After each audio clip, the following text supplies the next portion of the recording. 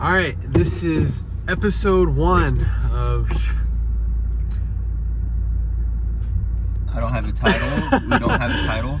We're literally just sitting inside over at the burger place, and I was just talking to Cortez over here. Yeah, so maybe do a little introduction. Yeah. Right. So my name is Cortez. I am a physical therapist slash professor, I guess, if you want to call it. Also kind of coach and motivator. I'll take that kind of title. Yes, sir. My name's Neil. I fix cars. I love YouTube and self-help, and I've been thinking about getting into it. So this is why we're here. Well, that's funny you say that, car, because so we're here in a car. So tell the people about, I guess, how we met and how we got this car. Yeah. That's actually a good Segue, jumping point. Yeah. So I met this dude through a mutual friend. Yeah. Through our church. Mm-hmm. Through his wife, actually, and he needed a car. Well, let's see, actually, what was it? Yeah, so I was looking, I was in the market for looking at cars, and Eric and Amanda, they're like, hey, we know this guy from Ascension, and Ascension's our church. Yeah, because I had looked at a 2004 Subaru Outback, I think, on this street, actually, on Avenida. Yeah. And they're like, actually, we know somebody that works on cars, and we know that he has a Subaru. We can reach out to them because they both had Subarus. They love Subarus when they were younger. So that's a great car. You should definitely get one. So so Eric called you or something, right? Yeah. And Eric called me. I've never even heard of this guy, Neil, but I just heard great things about him. I guess he was on a trip to Peru together. Mexico. Oh, I totally forgot about that. Yeah. So they went on was it like a mission trip? Yeah, it was a mission trip to like build homes in Mexico, and that was a while ago, but things come full circle. Yeah, full circle. So yeah, they reach out to Neil for me, and then they give him my contact. He reaches out to me and says, hey, I heard you're in the market for cars. Yeah, I can help you out. And going from there, the market has been very challenging with cars. Like we all know this, like recently the market has been, cars have been very overpriced, and here, at least in like Southern California and LA, it's very difficult to find cars that are good, that are like solid, that are well taken care of. Most of the cars are kind of trash, and he ran into this. How many cars did you look at? I think total cars I looked at, oh man, maybe total cars 15, I would say, but together we may have seen what, like 5 or 6? Yeah. We probably looked at like 5 or 6. And we went all over. We went all the way down to San Bernardino. Is it the furthest? Was the furthest we went to. We went to Azusa together. Yeah. We went to the Valley like a few times, I think. And then this car, so I have a 2011 Subaru Forester, silver. And Neil sold me on the Subaru. I mean, it's been great, treated me well. We were looking for manual transmission, but we did not find any of those. I don't know how to drive manual, but he wimped out. I didn't want to wait anymore. My car registration for my 2008 Prius was coming up soon, so I needed to get a car. And also, it'd have been a lot driving in LA traffic with the manual, I'm not gonna lie. But it'd have been fun. I know it'd have been fun. Could've done it. Yeah. But I've been enjoying the automatic, and either way, we found this car from a dealership, from a guy selling it, and it seemed like maybe overpriced, but the more I think about it, it's like someone else would have been willing to pay this for this car because it's so solid, and it's so well taken care of. And it kind of sucks that like before COVID, like literally these kind of cars were so common to come by, and now it's like very difficult. Right. Now, so maybe let's discuss some of your kind of your views and kind of your thoughts. We kind of had a discussion in there on philosophy and just kind of the idea of limitations on life and pursuing goals and dreams. So maybe tell the people a little bit about like what's your dreams and goals, and what do you want to do with this platform? This is a good question. I haven't, to be honest, like if I'm really getting down to it, I haven't clarified too much like exactly why I want to go on YouTube. Come to think of it. If you were to give like 1 or 2 reasons, possibly why, what would you say? Honestly, if I think about it, it's very self-motivated, like from a very selfish perspective, and it's because it's a like, if I'm being honest, it's a job that's like, you know, you could do it's a very creative job. It's not typical. I was just telling him earlier about how I feel like I really don't like fit into the system of school, of everything like that. Yeah, the system, the matrix. You know, the typical, like, I didn't go to college, you know, because I couldn't see myself, like, you know, just being in that system still. Like, I feel like school kind of left a bad taste in my mouth, you know, for even all its benefits, it just, the whole system kind of, I don't know. So I'm not like, I feel like I'm not very typical, and I don't really, even like working has been hard for me, like working for somebody. For the past 4 years, I haven't been employed by any company or anything, and I've just made money via working on cars and just doing side jobs. And at first, you know, it was a shop with a buddy. Like, we went in on that, and I learned a lot about life from that. It was insane. Like, absolutely. And how old crazy. You were only what, like 18? No, this was, I was probably like 20, 21. I 21. Went into business. And with his own business. Yeah, like, that's rare. Yeah, a friend and I, you know. And but I learned so much, because they say don't go into business with your friends. And I thought to myself, going into the business with my friend, I thought to myself, it's so funny when people tell you these things and you go into business and you're just like, you're like, man, this will be great. Like, okay, it's just me and my homie. You know, we're gonna make shit happen, like, all the time. And you learn very quickly that spending 12 hours a day with this person, different, for basically 7 days a week, I'm not even kidding, like 10 to 12 hours a day, 7 days a week with this person. Pretty much married to that person. Yeah, maybe even more. You don't spend that much time. Unless you're retired and you don't have anything else to do, but yeah, but that's different. But yeah, it is definitely more than a marriage. It's like another version of you at that point. 12 hours a day, because you're only awake for 18 hours out of the day, realistically. But that shit was crazy. But so yeah, I would say, I'm sure the people appreciate that, the honesty about why you're going into this, and two, just your kind of untraditional kind of proclivities. Exactly, right? The typical, which I'm on the opposite end. I went to college, I went to grad school. Now I'm working for a big system, organization. So I mean, there's benefits with that. There's security in that. I don't have to worry about, you know, what's my next job going to be. I know that I have work tomorrow morning at 8:30 a.m. and I get off at 6:30 tomorrow. So I know, right? There's security in that, and there's a time and place for that. But then there is the benefits and the joys of being your own boss, right? You don't have to, you know, you can work whenever you want to work, right? You set your own hours. You have the clients that you want to work with. You can pick and choose. You can decline to work with somebody. Obviously, you're going to lose out on that opportunity, but it's like you have, the world is your oyster, is it saying, right? You can control what you can control. You can take away what you want. So there's a lot of freedom in that kind of aspect. So that's respect that you are able to do that at such a young age. It has its downsides. 100%. Everything, like you said. Everything has a downside. No, like you said, because it's like we're sitting in two pretty much different scenarios, you know, if you think about it.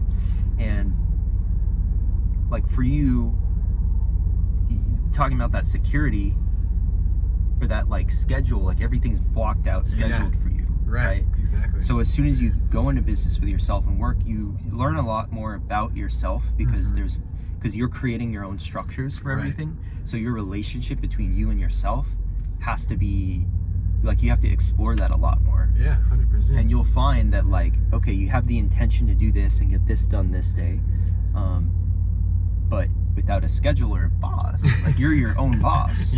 So how you find out how you treat yourself. So it's like you're almost your own like limiter and motivator at the same time, right? And you are also your own. It's like the bad cop, good cop. See, one day you're gonna be like, oh, I'm gonna get this done, and you have all these tasks that you have to achieve, but then you don't get them done. Right. And then it's just like you can't blame anybody but yourself. And then it's like, how do you deal with that? Yeah. So it's a lot easier to blame somebody else to blame yourself. Yeah. Think about how many people in life talk about, oh, my fucking boss is a dick. He did this, he did this, he did this. Yeah. Like, think about that. Now you're doing that to yourself. Yeah. You're doing that to yourself. That's challenging. And I'm sure a lot of people may want that, or many people don't want that. People because think they want it. They don't want the responsibility. Yeah. Yeah. So it's just like I said, it's a lot easier to put the blame on somebody else, but to put it all back on you. Yeah. And a lot of people want to own their own business and this and that. They have all these dreams and goals. Yeah, it's pretty funny. If you think about it, if you look at it from an outside perspective, about like just I know so many people are like, bro, I want this and this and this, but then you look at them because you're looking at them from an outside perspective, not like typically being like judgmental, but being more like, you sure? Like, I don't know, man. The first day like this guy gets out there and tries to do his own shit, he's literally just gonna have like a panic attack.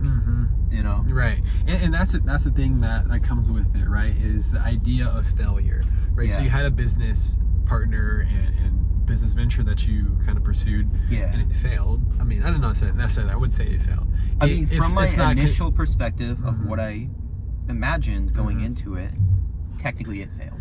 But what is fail? So a good acronym that I heard for the word fail is first attempt in learning, right? So it's the first attempt in learning how to succeed. So fail doesn't mean you lost, right? It doesn't necessarily mean that you are missing out. It just means that it's another opportunity to continue to pursue whatever kind of goal or aspiration that you have. But you learn so much throughout that process, like you said. Oh, yeah. So, and that's the joy of failure, is that it's a learning opportunity, and it's part of life. You don't grow unless you fail. Because if you're successful all the time, right, then how do you know how to succeed? I mean, if I don't know, that's probably like a little bit contradicting. But it's like, if you're doing the same thing over and over and over again, right, are you really succeeding, or are you just repeating the same cycle? Versus learning from an opportunity in order to grow. Yeah. Is what I'm trying to say, right? So I've learned that. Yeah. I've learned that a lot, and basically the past, like, it's crazy because the past 2 years after that event, like, whole shop business went down, I almost spent that time like there were certain things in that whole shop that happened because it was a very crazy experience. It wasn't like a typical business that you think of. It was like this guy, my business partner Adam, he's like he's different, man. He gets himself he got us into so many scenarios that were just like, you couldn't never imagine that shit happening. You couldn't write it up. Like they need to make a movie off this guy. Like, yeah, seriously, like, it was a movie. Like, him and I doing this shop was like a movie. And the characters that would come in, like this one character, like this guy, his name is Tristan Ortiz.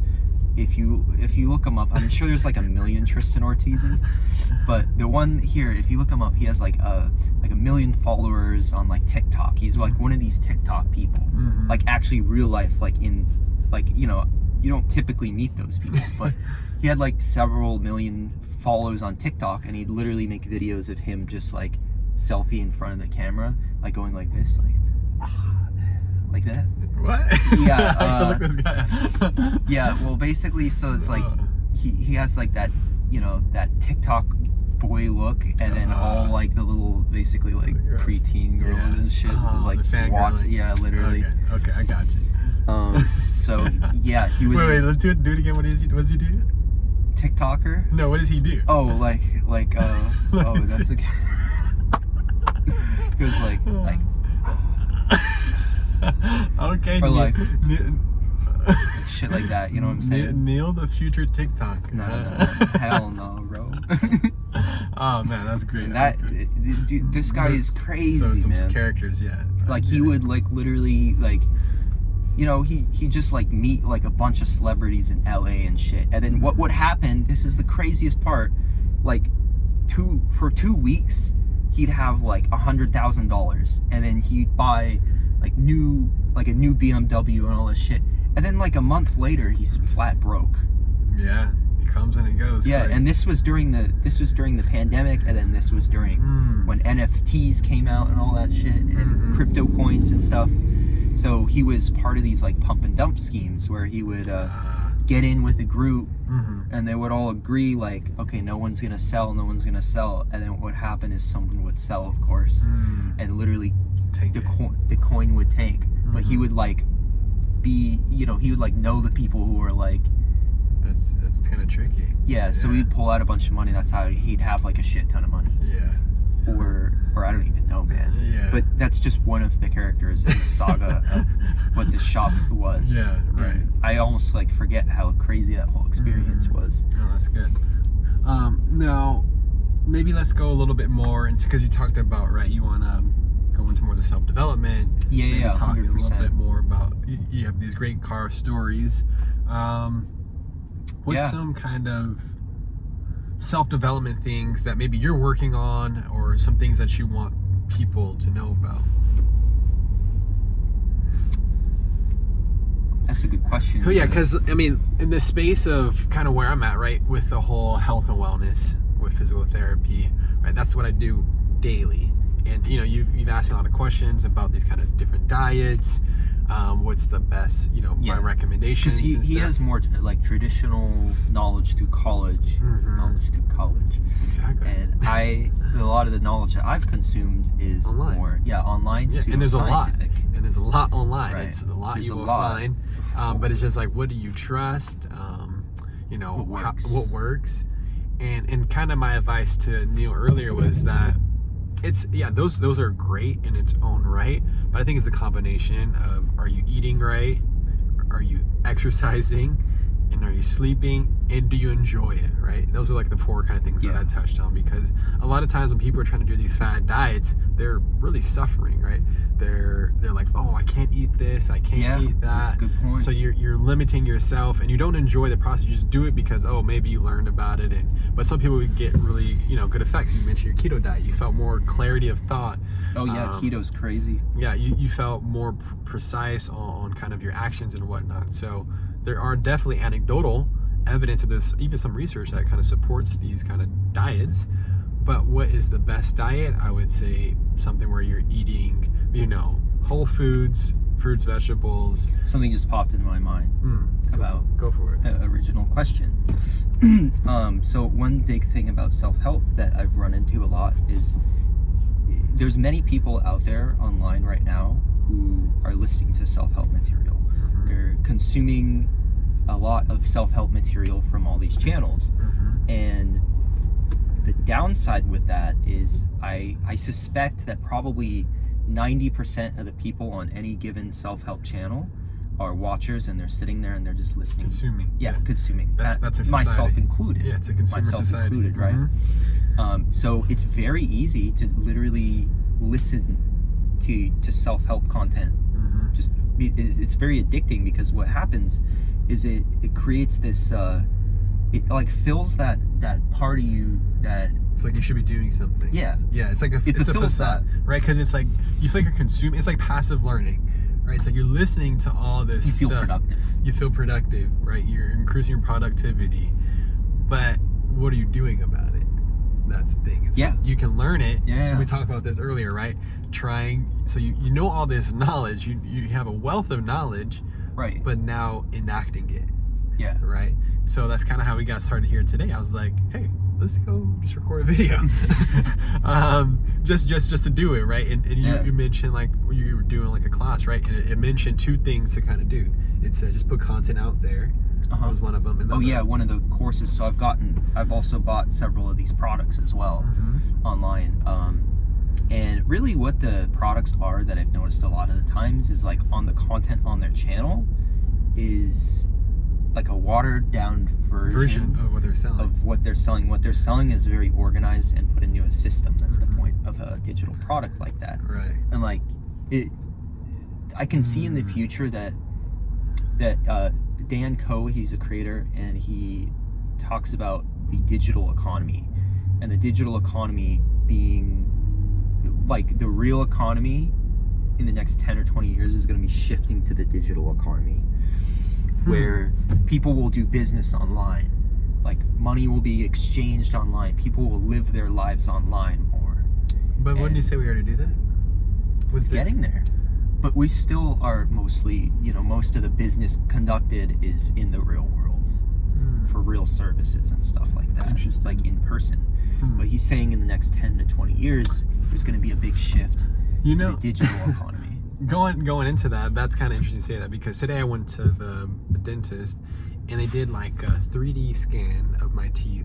And back in the day, I remember they used to have this these almost like gooey thing you put into your mouth, and that's how they took a mold of your teeth. And now it's like 3D digital, right? And they can access it all the time, and they can look at it, like move it around and do all these crazy and cool stuff. And it was super interesting, because going into the digital space is like, I'm curious to know like how it's going to be in the future with these healthcare services, where I think about it from my space for physical therapy, like being able to treat people at their house, but you have all these that's what you do, right? You go to. But now it's brick and mortar, where they come into the PT clinic and I treat them and mobilize them and everything and give them strength and exercises. But what would it look like? And there already are systems in place where you can do kind of virtual meetings, but how can technology be integrated with that, right? And one, is going to save people time, it's going to save people money, but there's always a negative. You're going to lose that true interaction, right? Being face to face. So when we saw it back in 2020, like, what are the impacts of being socially isolated, right? The depression rates higher, anxiety rates higher, use of maybe drugs and alcohol higher, right? So it's just like, yeah, it's a plus, but the negative side and the flip side of it, like this whole digital space, and it's obviously new, so a lot of people are afraid of it, even with like AI coming out. 100%. That's going to be very real, by the way. Yeah. So it's just like, there are a lot of benefits, but how can we obviously be more intentional? Like, how can we make it better so that these negative kind of things are not being a limiter or a kind of blockade? But yeah, go ahead and touch a little bit more about what you learned from the digital space, because it is very interesting and it's new. Yeah. 100%. And essentially, that's what we're trying to do here. Making this video. We're joining the digital economy by making it. And it's it's so funny. It's something I've been wanting to do for a long time. Yeah. But here it is, doing it right here. But, and also, going into that, think about, I talked about the negative side of it, but the positive side of it, the people that you can impact with, it's right? very cool. With that's technology. One of the aspects that I really attract me to it. Right. So it's just like, instead of being one-on-one, right? You come to my clinic or something, I treat you.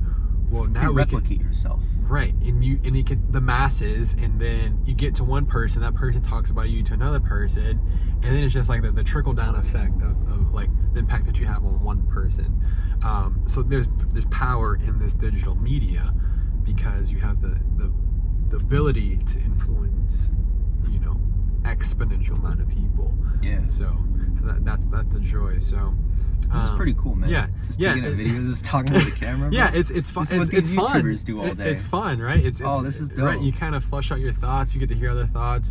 Yeah. And then you get to reflect and look at it. And you're like, dang. Right. We'll look at this later in post. Exactly. And kind of so check all these ideas out and maybe piece together more ideas. Exactly. And more structured. Yeah, down the line. So it's just a matter of doing it, and then next is finding out that market analysis. And that's another good concept that comes up, right? Is like, if you want to do something, if you sit there in your head, trust me, I know, because this is my problem. If you sit there in your head and try to figure it all out, try to figure it all out before doing anything. As soon as you go, you try to sit there and figure it all. It seems like that's a common thing. Yeah, it's probably, maybe because you asked me right earlier. I think it came to me just right now. It's perfectionism. You feel like you have to perfect it before you perform. Like it's got to be all in place. Yeah, when in all actuality, nothing is perfect.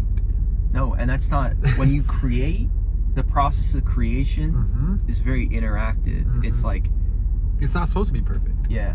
Right. We're humans. Right. We weren't created to be perfect beings. We were created to be the best version of ourselves. But It's just like doing it, and then that's the joy of digital. You can edit it as you want and make it better and change and be more creative and artistic with it. So that's the beauty of when you're trying to do something, you start by just doing something like this, looking at it later, going, okay, reflecting. Yeah. Which actually brings us back to the topic of like what I'm trying to accomplish in this digital space, right? And what I really want to figure out is I don't know, just a way of delivering knowledge to people that actually gets them to take action. Because that's my biggest point. Yeah. My biggest point is like, okay, yeah, there's 90% of your audience is gonna sit and watch you. Right. Okay, but like, how do you actually get the people? How do you motivate the unmotivated? Yeah, to go from just watching your content to doing something, even anything, just anything. That's good. How do you do that? And I suspect there's not a lot of creators out there who have actually solved that issue. Yeah. And even with the people online who are making a lot of money doing this, right? They're selling a digital product, but they even say in their videos like only 10% or like 5% of my audience actually buys the product and then does something with it. The other 90% buy the product, they sit there for 2 days, maybe look at some stuff, and then just let the product sit. Because I know this because I've done this personally. Yeah. Right. Yeah. And I'm sure a lot of people can relate. Right. So I guess like step one is like figuring out how to do it for myself. How can I figure out how to do it for myself, right? Yeah. And this is what I was asking a lot about. Yeah. And a lot of it, so for me and what I've seen from my experience, and we talked about it there, is that you have to figure out your why. And that was the first question I asked you. Why do you want to do this? Because if you have no why, you have no purpose behind it, then you're just doing it just to do it, right? There's action without logic. There's action without intentionality. So you have to figure out what's your why. And for me, my biggest why is to leave a lasting impact, right? So I always say I want to be, my goal here on this earth today is to impact 50 years to come after I die, right? So that's the whole generation essentially. How can I impact the next generation with my actions that I'm doing today? And this is one way, is to get maybe the knowledge, I guess you want to say, out to the people, and then allow that person to enact that, and then that person then can touch another person, right? That's how you leave this lasting kind of the domino effect. So that's good that you say that, but it all starts with you. Yes. Yeah, so you kind of have to figure out that for yourself. What's the why? So I guess maybe one last thing I want to ask is so going into that, right? So now you kind of understand, like, right? You're reflecting on why, like you want to help people in a way that they actually do it. Yeah. So what would you say is like some form of advice that you would give and leave for the people? On like just anything. It doesn't have to be. Or 2 questions. Sorry, I'm gonna change it up. What's one thing that you would do differently about your life, right? Maybe that you would have done different in the past. And then what is some piece of advice that you would give for someone that may be watching this, or maybe just anyone that you well, for people who are like me and get caught up in their mind with all these things, is figure out its priorities. Figure out what's most important to you, and let that guide you. Because the people who are like me, like, I feel like there's 2 kinds of people. There's like thinkers and there's doers. Like the thinkers, like me, sit here and we philosophize and think about all this stuff and how to do this and how to do that, okay? And then there's the doers, which the doers probably benefit from this information like a lot more because they can just take action on it. But with the thinking part, you have to clarify it. You have to put it, you know what I mean? Like, as a thinker, you're not just gonna one day just start taking action. So stop tricking yourself into thinking, okay, tomorrow I'm gonna do this just because I can do it. You know what I mean? I have the will to do it, so I'm gonna be able to do it. That's a trap I've been stuck in. It's like thinking the next day, I'm gonna do this, and I'm just gonna do it. You know, right. So maybe that doesn't work. Maybe give an analogy, because you're a car expert. Oh yeah. Give an analogy on the car. All right. Hold on. Because something I thought about when you said that, because you kind of said the word, like, I'm like, would it be kind of something like a tune-up? Do you need a tune-up? Oh, okay. Yeah. See, I haven't connected this part to my brain yet. Could you relate it to a tune-up? Because what exactly is a tune-up? I don't even know what. I kind of know what it is, but what exactly is it? And how does it relate to what you just said? Okay. Well, a tune-up.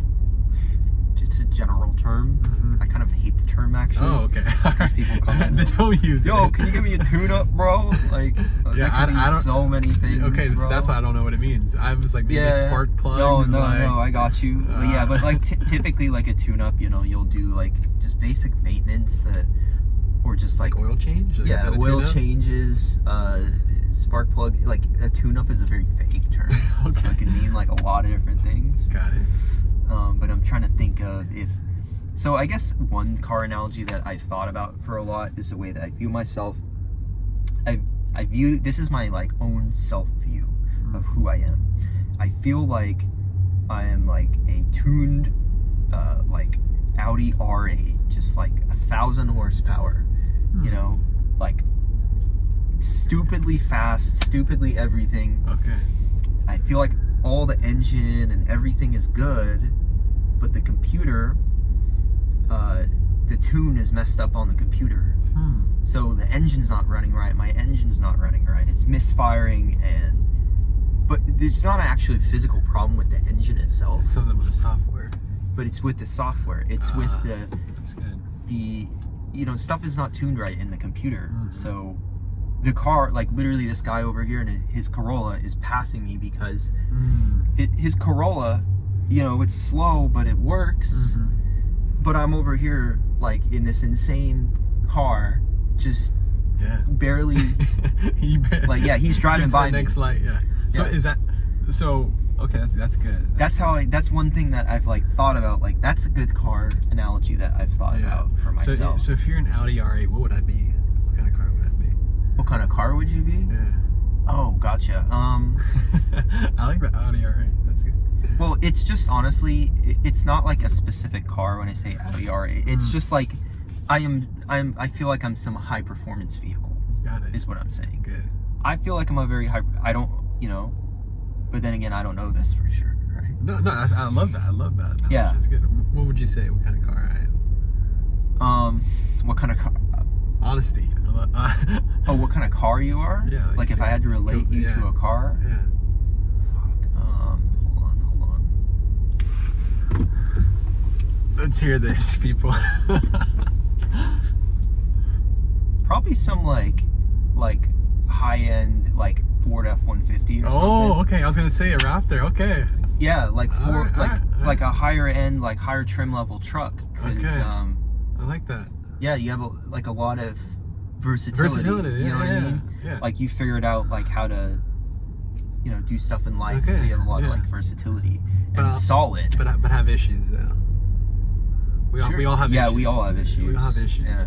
So my issue. But I feel like I view you as more of a functional vehicle than myself. I got That's you. my personal like. Not like that. Point. I would say though, and that's the thing though, is like a functional car, right? The analogy, right? I feel like I'm an F-150, but I'm not gonna beat you in a race. You're probably gonna get there faster. You're probably gonna learn. You probably have higher performance, and that's probably like my limiter, right? It's like I have a good knowledge base for where I'm at, but it's just like I'm not Audi R8. I'll be honest, but I like. You feel like you don't have that. Yeah. I don't have that in me. I feel like I'm good in like a lot of areas, right? Like you say, the versatility. It's like a jack of all trades, but a master of none. Okay. Yeah. So I was thinking the right. Yeah. I like that. That's good. I like that. That's good. Yeah, that was just the vibe I got. Yeah. Cool. And then so for people watching, just what would you compare yourself to? What kind of car would you say you are? It was kind of fun. I like that. Yeah. And then what kind of vehicle would you say? What kind of vehicle are you? That might be my next car is a Raptor or something like that. Yeah. Once you get your money up and shit. Yeah. There you go. Right, you know, level up. After these YouTube, royalties. YouTube pops off. After the royalties come the in. AdSense. And then, so some, I guess, advice for the people. Advice for the people. Or it could even be for your future version of yourself. Oh yeah, that was my tangible advice, is just flesh out like what we were talking about. Yeah. Gotcha. Okay. Flesh out like what you want. Got it. Because again, for people like myself who are thinkers, you're gonna sit there and you're gonna create all this shit in your head. But if you actually find that you create an actual tangible of like, what, this is exactly what I want, you'll find, at least for myself, I find resistance trying to create that, because I know when I create that, that's gonna help me. Well, I see. And I feel like all the things that I know that are gonna help me deep down, I have a lot of resistance towards. Gotcha. So, and you gotta do one thing. You gotta pick one thing, because you're gonna try to do everything. Yeah, that's me. Yeah. Yeah. And like, I like how you said earlier, there's two peoples in this kind of world. The people that think a lot, people that do. For me, I just do. I you know, sometimes I don't think.